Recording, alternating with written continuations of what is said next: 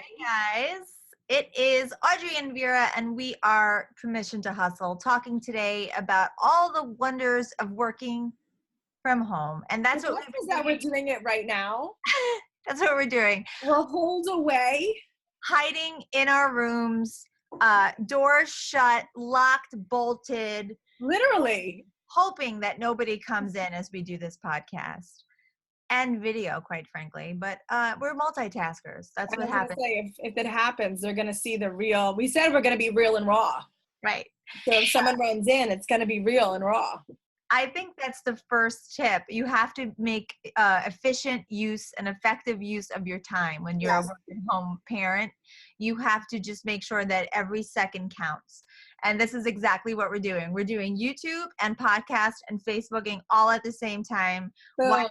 Why not? This is the secret in the sauce. But no, but the truth is, Permission to Hustle, Mom Generations, Lady in the Blog. These are all things that we've sort of curated and built from the four walls, the comforts of our home. And a lot of people ask, how do you get that all done when you have 8 kids between you?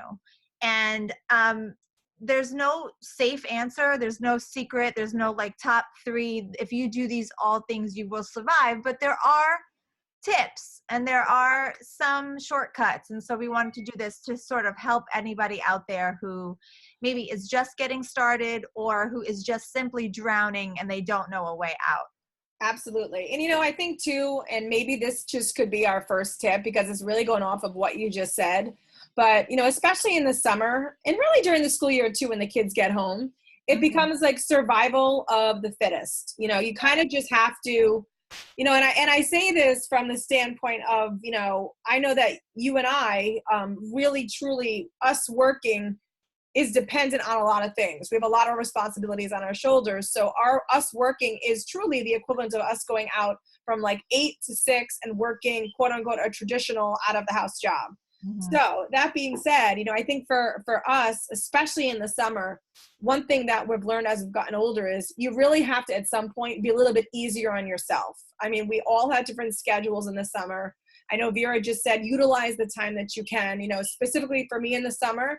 I know that the mornings are usually going to be my toughest because my children have activities that they have to be at. So what I have just adapted to doing now is where I love to work in the morning. I feel like I get so much done. Now I start working usually around like 11 o'clock. That's when I'm head down, and I'm usually head down until, I know we don't timestamp these things, but the day that we're shooting this right now, it's 3 p.m. and Vera and I are still working. And I'm sure we would both love to be on a pool deck or at the beach with our children. But right now, this is the time that we know we have to work. Right. And I think what really has to happen for people who work from home, if you have children especially, you have to make them understand boundaries.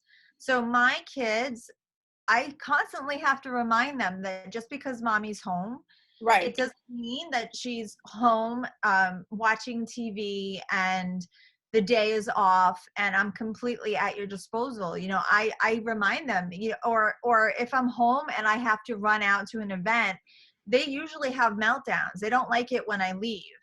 And I tell them all the time, you're really lucky to have me home 85% of the time, 90% of the time. So on the rare occasion where I have to travel or I have to go into the city for work for an event or something, I shouldn't be greeted with tears and hoeing and humming and why do you always have to leave? Right. But when I'm home 95% of your life and you're ignoring me and you're playing Fortnite. Right. So, the truth is you have to really work with your family and let them understand when these are my hours, this is what I'm really doing. I'm not just on Facebook. Right. I'm really working and you need to understand that. So it's really hard with children because they always want what they don't have, right? So when you're sitting next to them with a Yahtzee board ready to play, they want to do anything but. It is Fortnite Friday and the squad's online and you are just not important. But when you have to go into the city and do a gig, suddenly that is the moment that they want to hang out with you, and that cannot be because we have odd hours. We work very odd hours, exactly what Audrey said. And so the family has to sort of adjust to that. They have to recognize we are not 9 to 5ers. Right. No. We are 7 to 11, and then we break from 11 to 2, and then we go back on from 3 to 5, and then we stop from 5 to 9, and then maybe I jump back on again at 9:30. Right.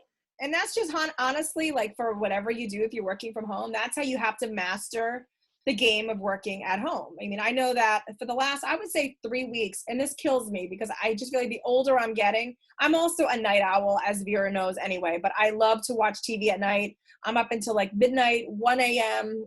That's my downtime when I'm in bed, just watching TV. But I've been getting up. This morning I got up at 5:30 because I knew I needed to have the kids somewhere at 7:15. So I got up at 5:30. I got an hour and a half of work done. I've been trying to get my blog post. So, our work is, we have to write content. So I've been trying to draft everything in the morning. So I know that, okay, I have a new video that's done. I have a new blog post that's done. And all of it needs to get done in that hour and a half before I leave in the morning. And I think a lot of us know when you have a short amount of time and you have no distractions, I probably get more done in that hour and a half in the morning than I would from like literally having the kids home like right now for 4 to 5 hours because I'm just head down. So don't be afraid to, I mean, granted, I know it's not the best thing to possibly have to do is stay up late or get up early, but listen, if you work from home, then that means that you've been able to create something where you actually get to kind of create your own schedule. And sometimes that schedule isn't what you want it to be, but if you love what you're doing, it's kind of what it has to be. And I think that, it just is par for the course. You just kind of have to roll with it. And I know that's when I can get work done. So I've been like truly and you know me, I usually like my Facebook and Instagram in the morning. That's usually my outlet. And it's really tough not doing that. But I think, listen, if you're looking for strategies, get up extra early or stay up extra late when the kids are in bed and you can be head down. And we've talked about this a few different times, but Audrey and I both time block. We're really big on time blocking. So a morning, like this weekend, my family shot, I don't even know, like 9 videos, like literally no joke, because I know next week I'm going away and I know I need to have a lot done. So I'm trying to get my whole next week done this week so I don't have to worry about any content next week. It is all taken care of. And it's heavy. It's heavy when you do things like that because you're trying to do so much. You're doubling down, but at the same time, I'm going to have a really free week next week. And that's exactly what I need to do. And the only way I can do that is Sunday and Monday, let's just shoot. Wednesday, I'm going to edit. Thursday, I'm going to write 3 blog posts. Friday, and that's how I look at my days. It's Absolutely. not, I'm going to check email and then I'm going to do video and then I'm going to write a blog post and then I'm going to newsletter and then if I do that, I'm completely sporadic. I'm spreading myself way too thin. Mm-hmm. And then you end up not getting anything done. You sort of have to just get yourself in a zone. Right. And you bang through stuff. You just get through it so much faster because, for example, with video, perfect example, I just set my kids up in the kitchen and I was like, video, light, tripod, everything was set up. And I was like, go. Right. Do what you got to do. And they got through so much stuff instead of me having to reset up everything. Absolutely. Over and over. And that is a time saver tip times 100. I mean, absolutely. You can really, even Audrey and I were talking about, scheduling out content on social media. Like if you want to schedule out Instagram or Pinterest, there's all these tools. Sit down for an hour and schedule out your feed. Right. And you just saved yourself so much time. That's exactly what you have to do as a work at home person. Absolutely. Time being a parent, but just give yourself Monday at 9 a.m. I'm going to schedule out my whole entire week. Mm-hmm. Take it right off of your plate. And so it's just these tools that you have to get used to doing. It's almost like, muscle memory. It's like once it's part of your life, you get used to it and then it becomes second nature. Yeah. And then you'd be so surprised what you could fit in a day. It's true because I know for anyone that works from home, I'm going to go out on a limb here, but I feel like you're also someone that probably is tied to your email because most people that work from home are either entrepreneurs, consultants, you're in sales, so you have clients that genuinely, listen, we don't get emails where they could sit for days. If you are somebody that genuinely works from home and an entrepreneur have, whatever it is that you do, a lot of the times emails can be time sensitive. A lot of them are jobs or ideas or potential pitches that you could be working on. So we are all attached to our email around the clock anyway. But when you have tasks that you have to do, just like Vera said with the time blocking, we're also big people that love to-do lists. We have planners.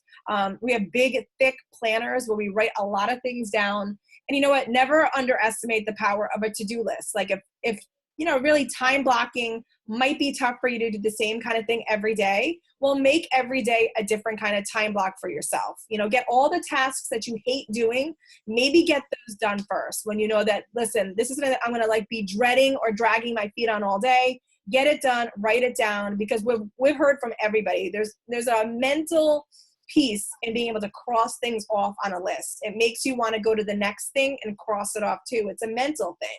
So make sure you're also thinking of, hey, listen, let me get a really great solid planner. Vera and I also love notebooks where we just jot things down. We also we have Macs. We have a little note section that we can share with each other, or we just keep continual things running and you can take them off your lists. So find a way that really does work for you. I mean, working from home, as the grass always looks greener, right? I mean, when I used to work at corporate America, as Vera, I know you did too, I would always just love the thought of working from home. It always seems easy to me. Like, oh my God, I can wake up, I can have a nice cup of coffee, I can watch the news, I can work in my pajamas. A lot of those pieces are true. I work in my pajamas sometimes all day in the winter. But, it also comes down to you have to be structured. You have to be organized. And I really think that does separate the people that do make working from home work and the ones that don't. If you're not structured, if you're not organized, if you don't have a plan in place, you're literally swimming without a buoy. And those are some of our work at home tips. All right, so we're going to end this now because we're having Wi-Fi issues. So leave a comment on our Permission to Hustle Facebook page if you have any work at home tips. And until next time. Bye, guys.